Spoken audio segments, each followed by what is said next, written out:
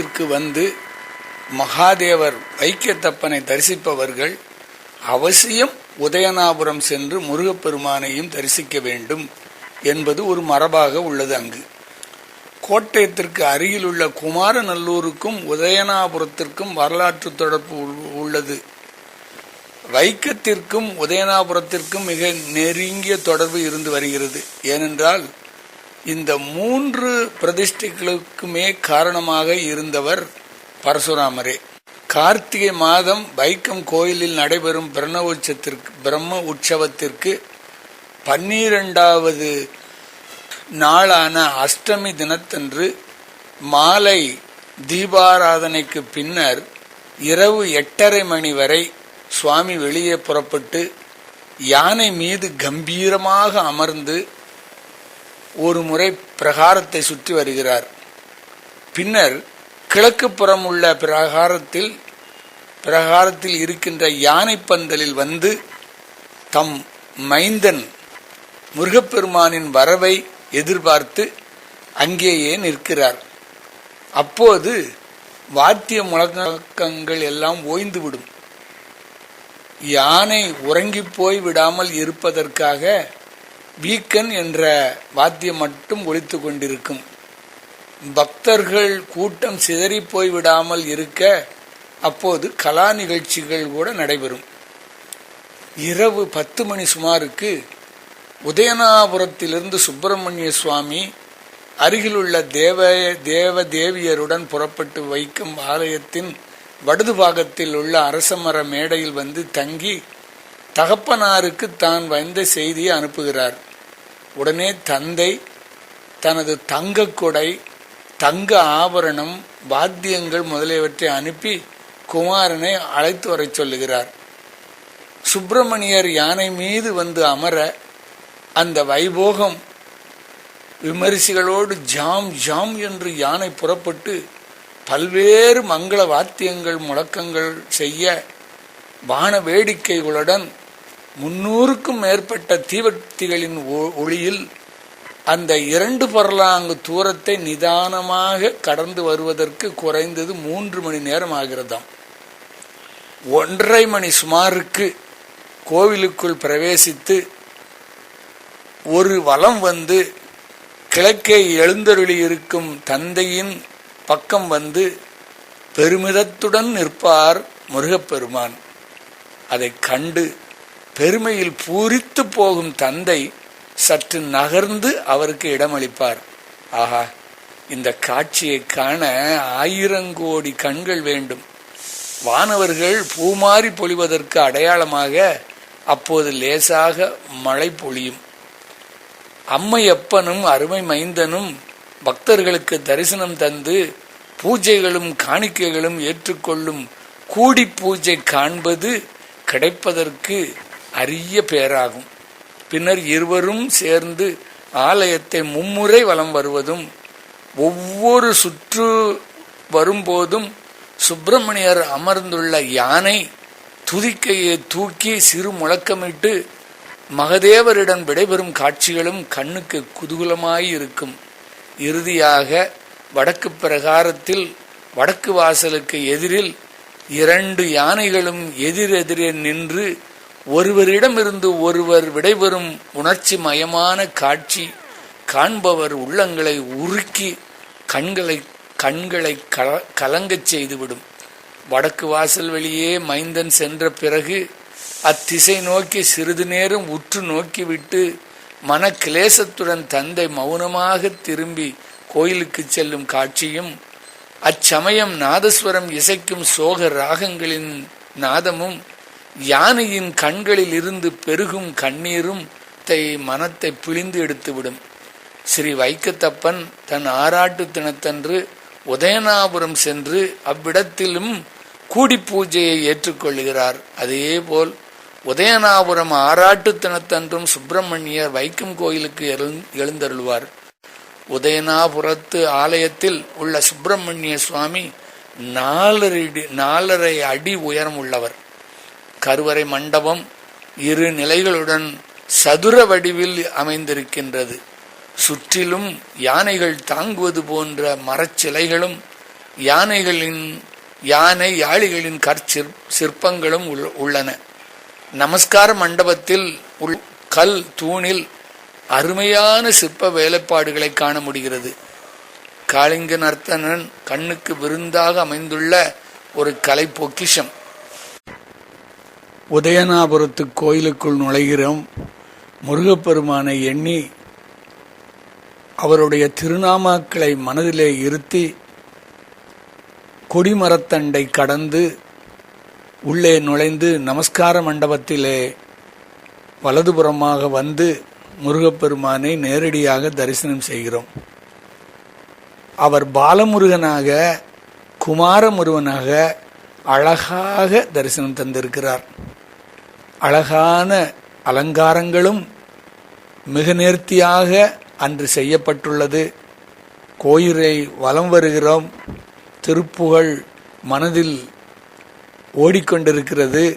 கோயிலை வலம் வந்த பின் கொடிமரத்தண்டை வந்து முருகப்பெருமானை எண்ணி ஏரி குளம் கிணறு ஆறு எல்லாம் நிரம்பி வழிய மாறி அளவாய் பொழிய மக்கள் நலமாக வாழ கடல் உலகினில் உயிர்படும் அவதிகள் கலகம் இணையதுள கழிய நிலைபெற கதியும் முருகப்பெருமானின் திருவடிகளை வேண்டி நமது குருநாதர் செய்யும் பூஜையுடன் நாமளும் கலந்து முருகப்பெருமானை பிரார்த்தனை செய்கிறோம். இப்பொழுது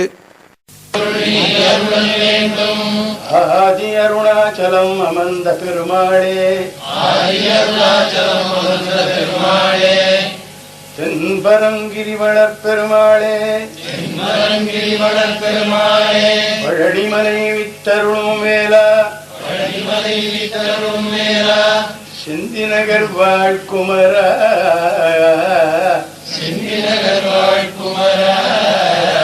சுவாமிமலை பெருமாளே, திருத்தணிப்பதியலமர் பெருமாளே,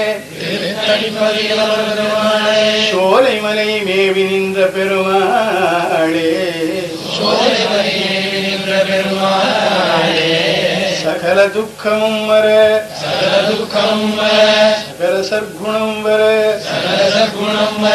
தரணியில் புகழ் பெற, தகைமை பெற்று உனது பொற்சரணம் எப்பொழுதும் நட்பொடு நினைத்திடவும் அருள்வாயே. உயர் கருணை புரியும் இன்பக்கடல் மூழ்கி உன்னை எனது உள் அறியும் அன்பை தருவாயே. இரவினிடை துயிலுகினும் யாரோடு பேசுகினும் முருகா இளமையும் அழகு புனை ஈராறு தோள் நிறையும் அருமுகம் யான் போத ஞானமதை அருள்வாயே. மிக அருமைப்பட்டு உன் பாத தாமரை சரணமெனப் பற்றும்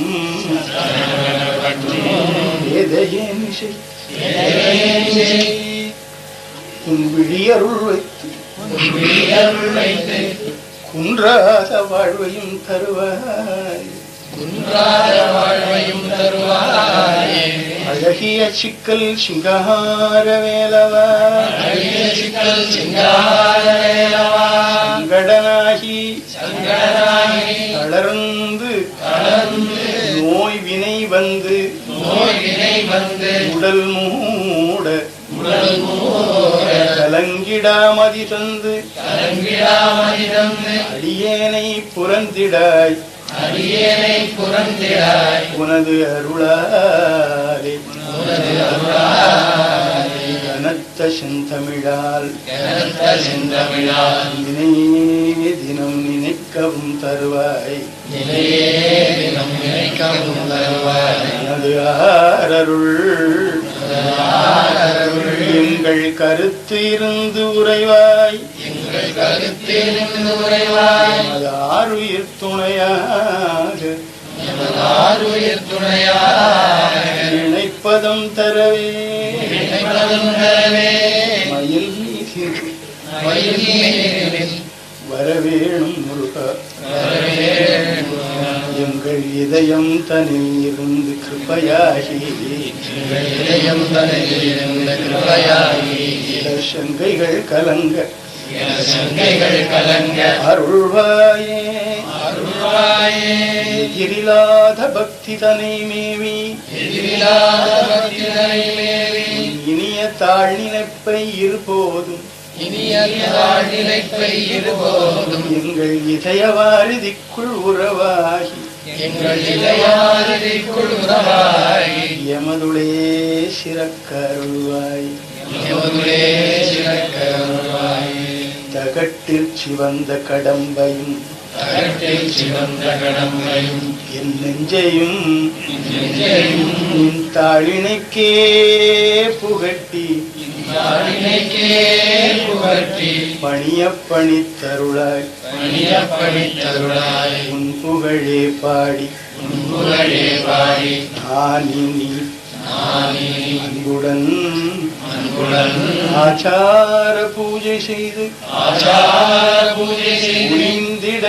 உழிந்திட வீணாட்படாது அருள்வாய் முருகா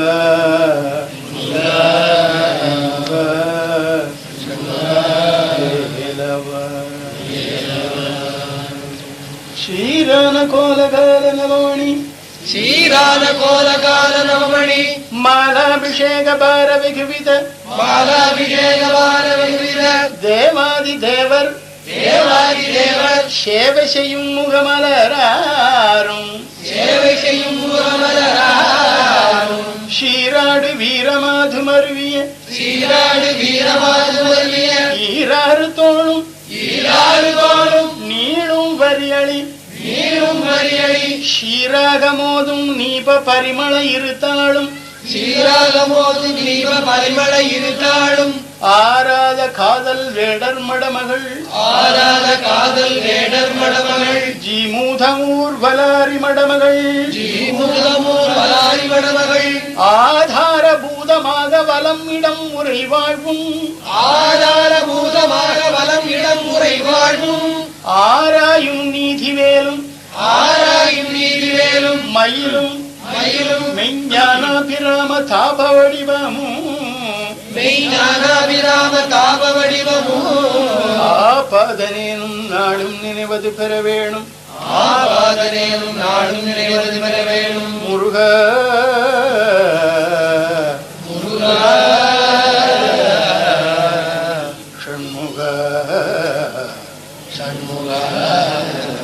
திருப்பரங்கிரிவேலனே செந்திலாண்டவனே பழனி ஆண்டவனே சுவாமிநாதா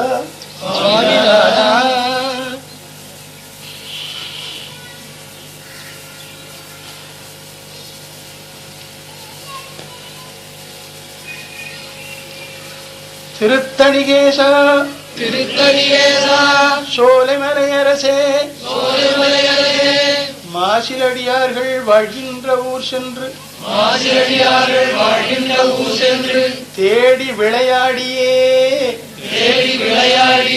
அங்கனே நின்று வாழும் மயில் வீரனே செந்தில் வாழ்கின்ற பெருமாளே எங்கள் பிழையே பொறுத்து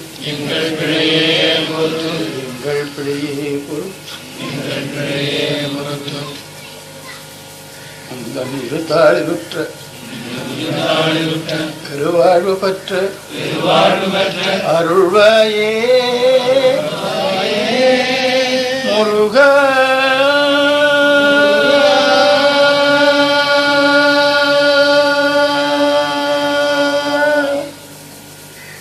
சத்தோமா சத்கமயே தமசோமா